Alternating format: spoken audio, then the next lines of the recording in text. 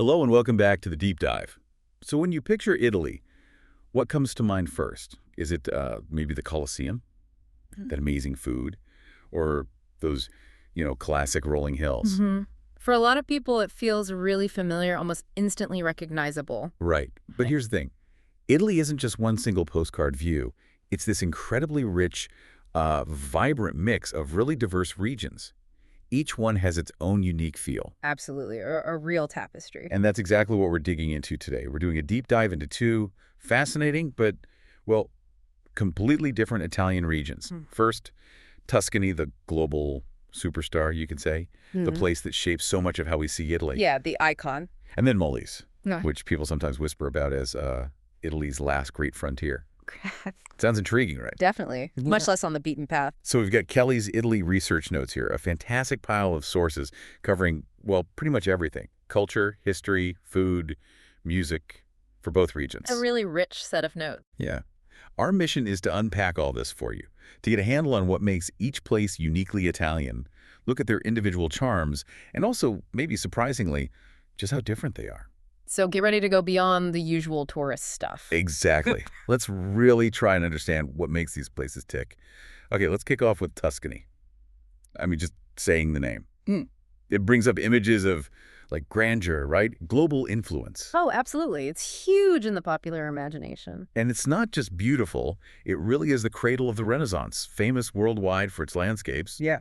But also its incredible art heritage. And it played such a key role in shaping Italy's language and culture. That's a crucial point. It wasn't just art galleries. It was woven into daily life, art, literature, innovation. It was all happening together. Florence, of course, is the absolute heart of it all. You think of the big names, Michelangelo, Leonardo da Vinci, Dante. Giants! Just an unbelievable concentration of genius in one place, in one time. It's kind of mind-blowing. Yeah. But it wasn't all high art.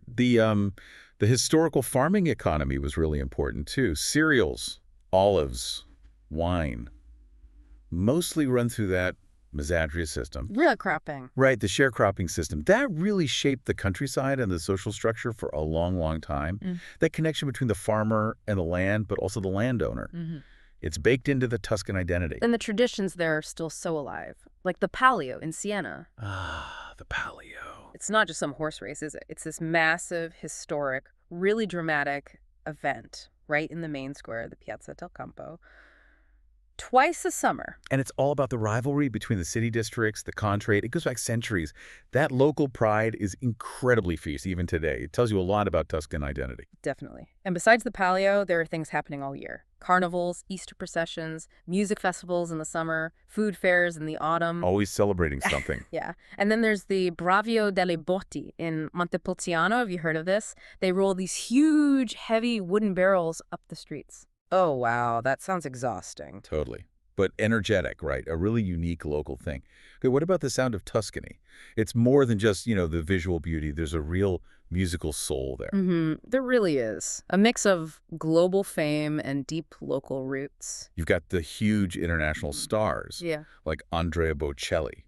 His concerts at the Teatro del Silenzio, that looks incredible. Yeah. Right out in the landscape. Yeah, blending the voice and the place. Very Tuscan. And Zucchero, another huge Italian star, he lives out in the countryside there, kind of embodies that local grounding with global reach. But it's not just the superstars, right? There's more local stuff, too, like Bandobardo from Florence, like folk rock band. Right. Their music often has that local flavor, telling stories about the region, more contemporary Tuscan voices. And Gianna Nannini from Siena, she's iconic.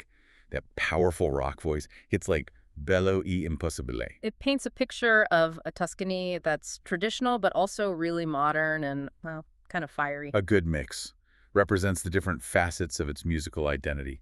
And the food, Tuscan food, it's all about simplicity, isn't it? Rustic, really connected to the local area.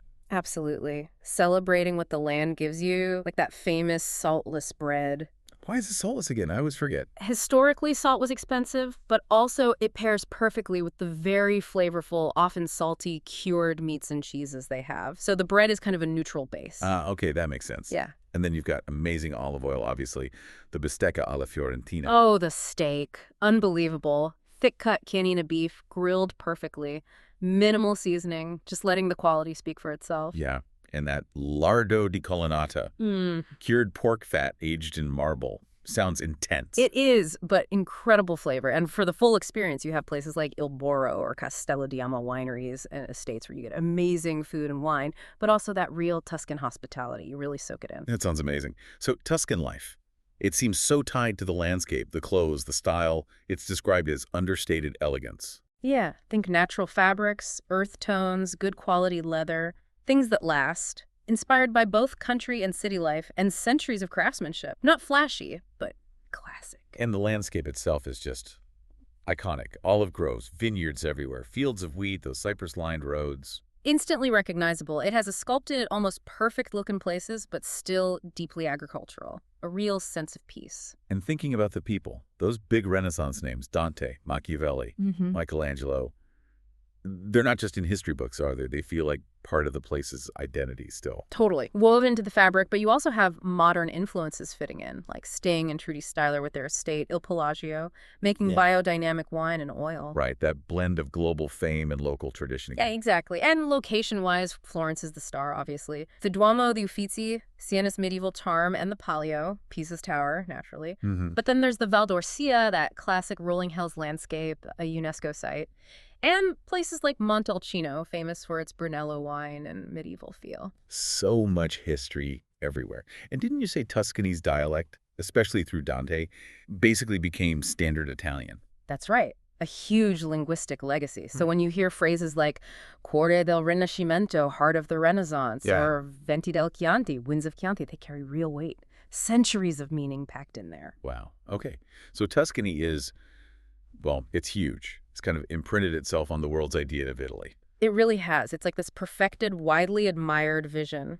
But that's the beauty of Italy, isn't it? It's a mosaic. For every global icon like Tuscany, there's a hidden gem. Right. Like Molise. Exactly. Which brings us perfectly to Molise, this fascinating counterpoint, a place people genuinely call Italy's last great frontier. Okay, Molise, tell us about it. It's Italy's youngest region and one of the smallest. That's right. Officially, it only became its own region in 1963, split off from Abruzzi. That recent creation is part of its quiet charm. Interesting. So it's new but old at the same time. Precisely. It's full of medieval villages, really pristine nature, and traditions that feel incredibly ancient and untouched. Its administrative birth might be recent, but its roots go way back to the Samnites, actually. The Samnites. Yeah, an ancient Italic tribe. Kind of warrior people, known for being independent, even resisting Rome for a long time.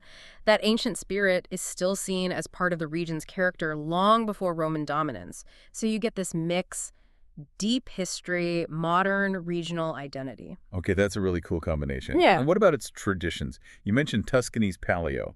Does Molise have dramatic stuff like that? Oh, absolutely. And maybe less famous globally, but just as powerful. Yeah. Take the Undeciata in Agnone. The what? The Undeciata. Picture this, Christmas Eve. People in traditional outfits carrying these enormous handmade torches, like huge bonfires on poles through the town. It creates this moving river of fire. Wow. That sounds incredible, like truly ancient. It is. It's thought to have roots in ancient winter solstice rituals. Breathtaking. And beyond that, lots of yearly feasts and processions, tied to saints, sure, but also hunting, livestock, the agricultural cycles. A really deep, almost primal connection to the land and the seasons feels very authentic. So a different kind of drama. More elemental, maybe. Yeah, that's a good way to put it. Elemental. And the music in Molise, how does that compare? It's got a different vibe, too. There's a classical side. Campobasso, the capital, has the Teatro Savoia, a music conservatory, even a symphony orchestra, so there's that cultured pulse. Okay. But then, really drawing on its folk heritage, you have the International Bagpipe Festival in Scopoli. They even have a bagpipe museum. With bagpipes in Italy. Absolutely. It's a strong tradition in Molise. It highlights these really deep folk roots, the unique sounds and instruments that are part of Molise's identity. It's not something you typically associate with Italy, which makes it even more special. No kidding. Okay, so bagpipes. Yeah. And what about the food? If Tuscany is elegant rustic, what's Molise? Molise is even more deeply rustic, maybe. Very flavorful, really rooted in the earth and local ingredients. It's honest, hearty food. Like what? Give us some examples. Okay, so there's scatone. It's a pasta dish, but it's served in red wine. Sounds unusual, but it's warming, traditional. They even have a summer festival for it. A festival for pasta and wine. Yeah. Yeah. Kind of playful, celebrating this wintry dish in summer. Yeah. Then, from the coast, Brodetto alla Termalese, a rich seafood soup. and Ventricina salami often quite spicy. Spicy salami. And local treasures, too, like Caciocavallo di Unione cheese. It's won awards, a really distinctive stretched curd cheese. And the Signora di Conca Casale salami, a very specific local cured meat. These aren't just dishes, they're like emblems of local pride. Yeah, you can taste the connection to the place. Exactly. So Malise life. Yeah. What's the feel, the style, the landscape? Well, the clothing style isn't maybe as defined globally as Tuscany's, but you really see it in the festival costumes, like for the Nducciata, or in traditional shepherd's gear. And the artisan crafts bill making in Agnone is famous, lace making in Isernia. It's a practical, timeless kind of aesthetic. Bell making, wow. Yeah, for over 1,000 years in Agnone, still using traditional methods. And the landscape, it's much wilder than Tuscany. Mountainous, lots of forests, nature reserves. They seem really dedicated to protecting their biodiversity. It's rugged, uncrowded, natural beauty. They even have ski resorts. Ski resorts in Molise. Okay, learning lots today. See, full of surprises. It's a different kind of Italian beauty, less manicured, more untamed. And the people, the culture now, is it all ancient traditions or is stuff happening? There's actually a real modern cultural revival happening. In Termoli, for example, there's the Giorgio Pace Foundation working on contemporary art projects. The idea is to make Molise a creative hub where the old traditions meet new ideas. That sounds exciting. Bridging the past and future? Exactly. And location-wise, you have Campobasso, the capital, high up in the mountains, known for making knives and scissors for centuries. Isernia has really ancient Paleolithic sites, plus museums and old abbeys. Termoli offers the coast beaches, an old port, a castle, plus that MACTE Contemporary Art Museum. So history and modern art side by side. But the real magic might be in the less famous spots, like Altilia Sapinum, incredible Roman ruins like a mini Pompeii, but without the crowds. And those bell foundries in Agnone we mentioned. And you mentioned something about language, too. It's not all standard Italian. That's another unique aspect. Molise has linguistic minorities. There are communities of Molisan Croats and Arboresh who speak Albanian dialects. These groups have their own distinct traditions and languages, adding another layer to Molise's identity. It really shows you the internal diversity within Italy itself. Wow. Okay, let's try and pull it together. We've got Tuscany, grand, famous, the Renaissance heartland, and then Molise, this sort of undiscovered, maybe more rugged, ancient place. What does comparing them really tell us about Italy? Well, I think the contrast is just beautiful and really revealing. Tuscany gives you this incredible story of Italy's massive impact on Western culture. Art, language, ideas.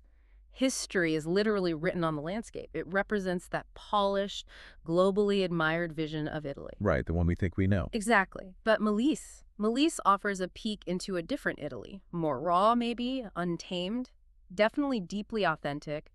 Ancient traditions are just quietly carrying on, but at the same time, new cultural identities are being actively shaped. It makes you ask, which story truly represents Italianness? Or is it both? It's fascinating side by side. The history Tuscany's Renaissance giants who reshaped Europe. Versus Molise's roots in those independent Samnite tribes, plus its very recent birth as a distinct region. One shaped the world stage, the other kept this ancient, quieter flame alive, largely off the radar. And the fame factor is huge. Tuscany, global recognition, Bocelli, Sting, Jews live there. Right, established artistry, international presence. Whereas Molise has this vibrant local pulse, the Industriata, the bagpipes, celebrations that are deeply meaningful there. And its emerging art scene, like that foundation in Termoli, feels very grassroots, very much about forging its own path now. The food, too. Elegant Tuscan dishes, famous wineries. Compared to Molise's earthy, home-style cooking, remember Scatone getting its own festival? That speaks volumes about local pride and simple traditional food. Totally different feel. And the landscapes, Tuscany's perfect cypress roads and vineyards, almost like landscape paintings. Like living art, yeah. Human-shaped beauty. While Molise offers those wilder mountains, protected forests, that sense of uncrowded, untamed nature, less sculpted, more preserved. And finally, language. Tuscany gave Italy its standard language through Dante.